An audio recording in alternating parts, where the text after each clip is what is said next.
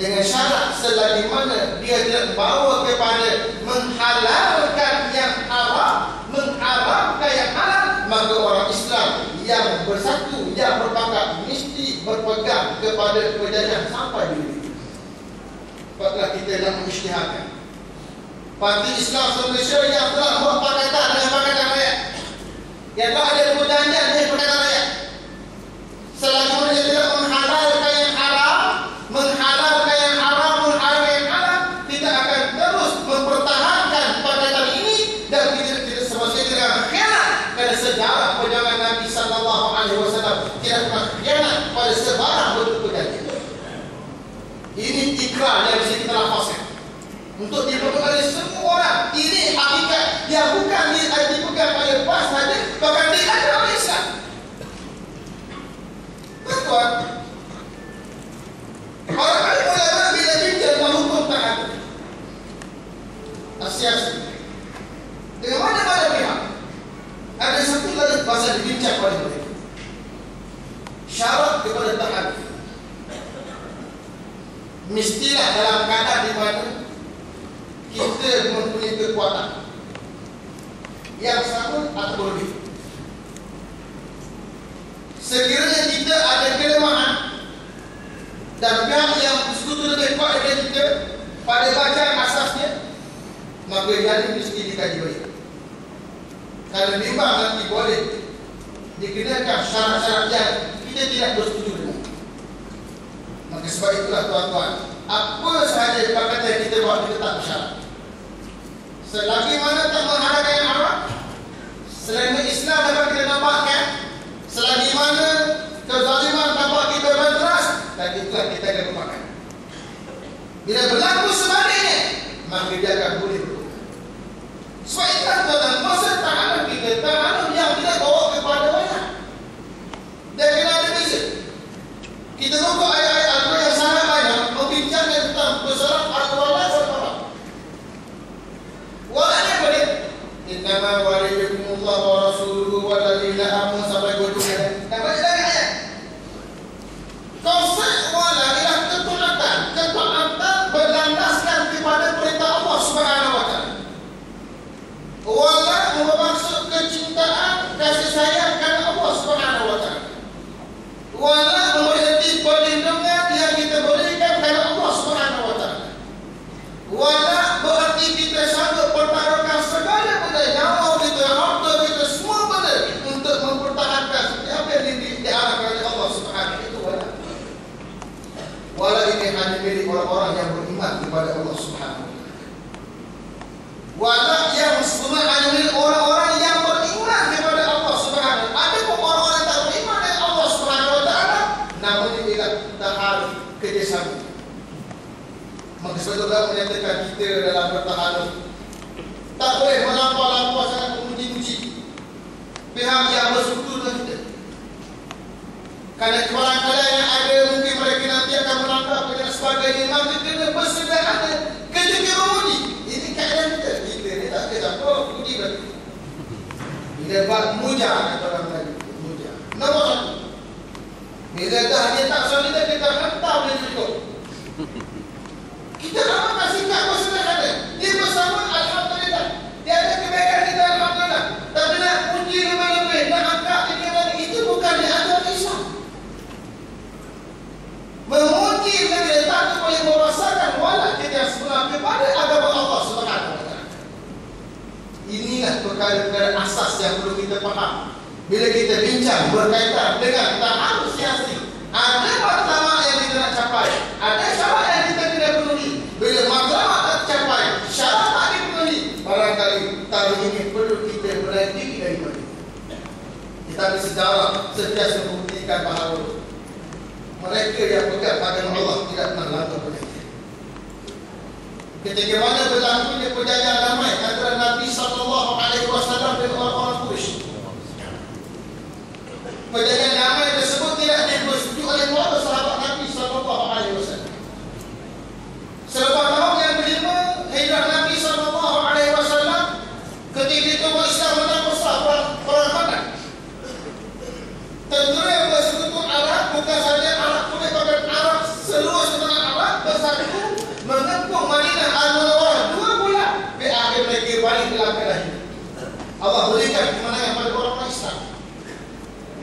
tempat para tokoh Islam turun ke Makkah Al-Mukarramah beramai-ramai, memakai pakaian ihram, menunaikan ibadah umrah sebagai pemeran awal menunjukkan kuasa Islam. Bila sampai ke tempat namanya Hudaybiyah, tiba-tiba orang-orang Quraisy menghantar orang untuk buat suatu perdamaian dengan Nabi sallallahu alaihi wasallam. Bila hantar orang untuk buat perdamaian, Nabi tiba. Para sahabat Nabi sallallahu alaihi wasallam semua tak setuju. Nak tu dia macam mana kata kita nak menang denda dah. Sikit cuai lah dia nak boleh betul dah. Nak menang denda dah kita aku benda pula buat perdamaian ni. Rupanya perdamaian itu adalah perintah daripada Allah Subhanahu wa taala, hikmah tersendiri. Nabi arah sahabat untuk masing-masing tangan itu. Tangan dan musaf dikepung. Bila mana kita buat ibadah umrah, tak payah salah kalau kita terkepung tengah jalan, kita kena tahan. Cara tahan tu sebelah kami. Tapi semua sama-sama tangan semua tengah kami. Tangan orang. Dan masuk akhir bagi polisi. Mengeluh Nabi sebab orang tak ikut asal ni mereka tidak ambil polisi itu kata. Lalu kata isteri Nabi sallallahu alaihi wasallam, ya Rasulullah, kamu buat itu dah. Kepimpinan melalui baladah. Waduh, waduh. Ini isteri yang bagus. Tapi tu, Nabi keluar, Nabi pun semula dia bercakap juga kepada sahabat tengok Nabi sunnah kami cukup berbuat terasa. Ya Allah, kita dah minta maaf Nabi sallallahu alaihi wasallam. Bila datang dia boleh minta maaf dengan Nabi, dah masih saya dipakai sebagai kami dan cukup kepada. Baru sudah mereka rupanya ada hikmah. Antara isi kata perdamaian ialah orang Quraisy boleh bertahan dengan siapa yang mereka kenal.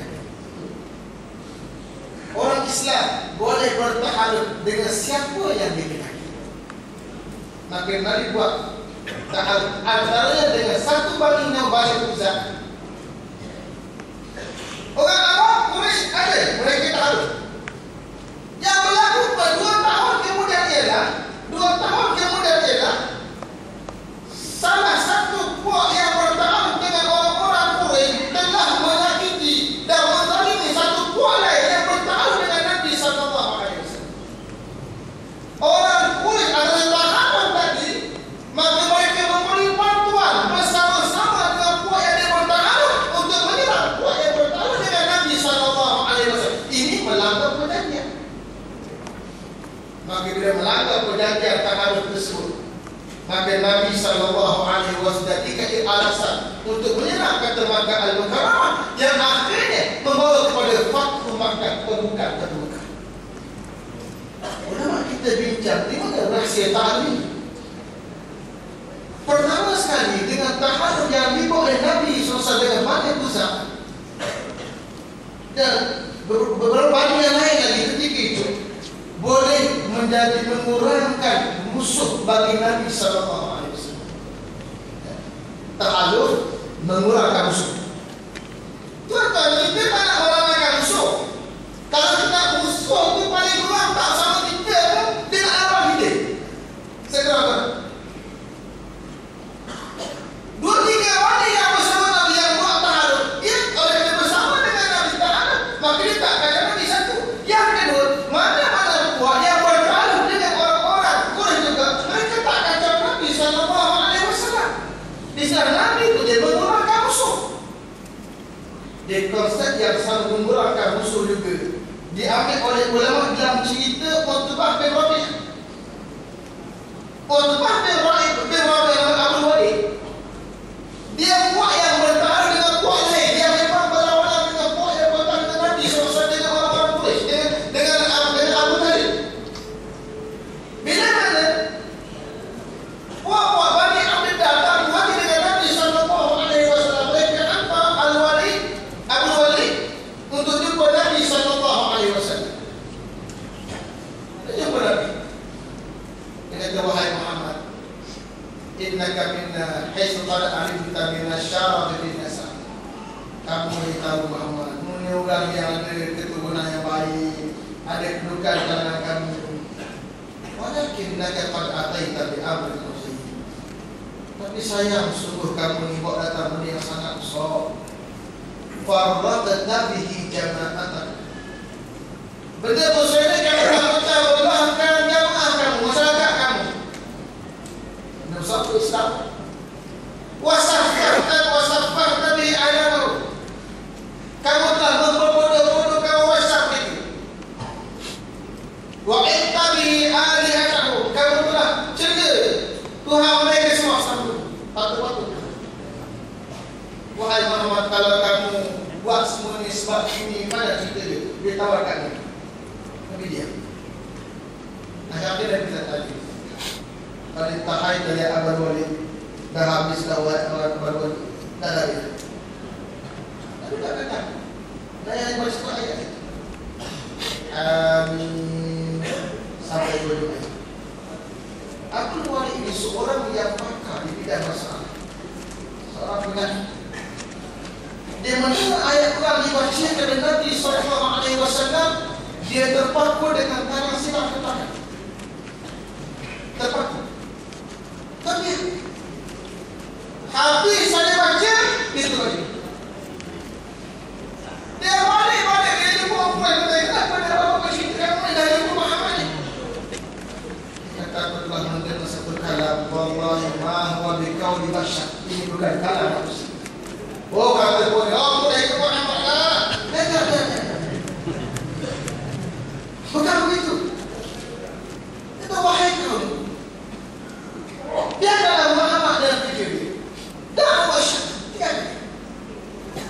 Sekiranya dia ini mendapat seruan, dapat kemenangan, kamu juga nanti akan berdiri.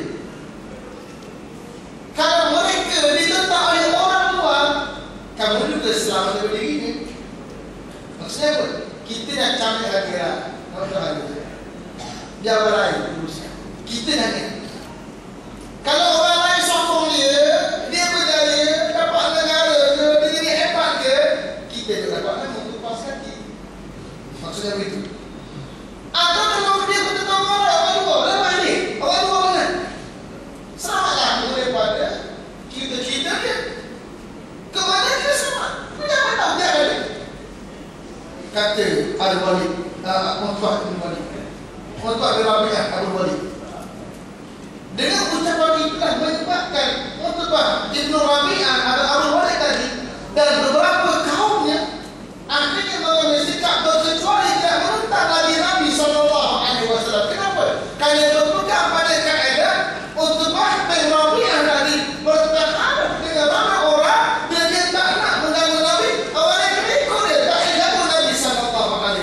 Tengok kisah terlalu kurang-kurang menjadi penyebab untuk orang yang menentang kita paling kurang tidak bertindak. Jadi ya tuan-tuan, kalau dilihat pada apa yang sedang terjadi tadi, dalam apa keadaan pun tahan sangat banyak hikmah.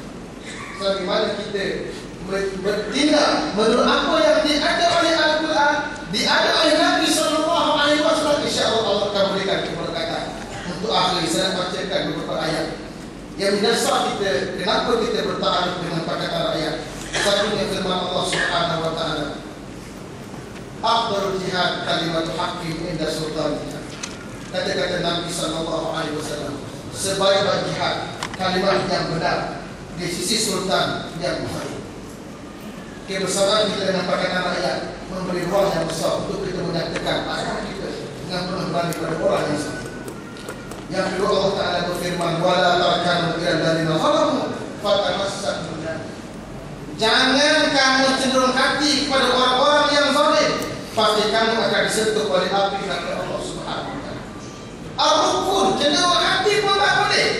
Kalau daftar masuk ke tahu. Wa ta'awanu 'alal birri wat taqwa wa la ta'awanu 'alal itsmi wal 'udwan. Hendaklah kamu bekerjasama di atas kebajikan dan ketakwaan, dan dalam kamu bekerjasama di atas perkara yang dosa dan juga permusuhan. Yang keempat, Allah Ta'ala berfirman, Inna Allah ya'muru bil adli wal ihsan wa ita'i dzil qurba wa yanha 'anil fahsya'i wal munkari wal baghi ya'idukum la'allakum tadhakkarun. Sesungguhnya Allah memerintahkan kamu melakukan keadilan dan berihsan. Menerusi perkataan ayat, insya-Allah kita berdaya melaksanakan keadilan dan juga ihsan yang diingini oleh Al-Quran. Yang firman Allah Ta'ala, innallaha ya'murukum an tu'addul amanati ila ahliha. Sesungguhnya Allah Subhanahu wa Ta'ala memerintahkan kamu untuk menunaikan amanah-amanah kepada orang yang mempunyai, menerusi perkataan rakyat. InsyaAllah kita akan mendapat kekuasaan yang bolehkan kita memberikan hak amanah pada orang yang berhak, insyaAllah. Siru ala warakatillah. Terus yang bisa sampaikan pada pagi ini yang banyak daripada Allah Subhanahu wa Ta'ala. Aku lupa dihada wa astaghfirullahaladzim wa lakum. Wassalamualaikum warahmatullahi ta'ala wabarakatuh.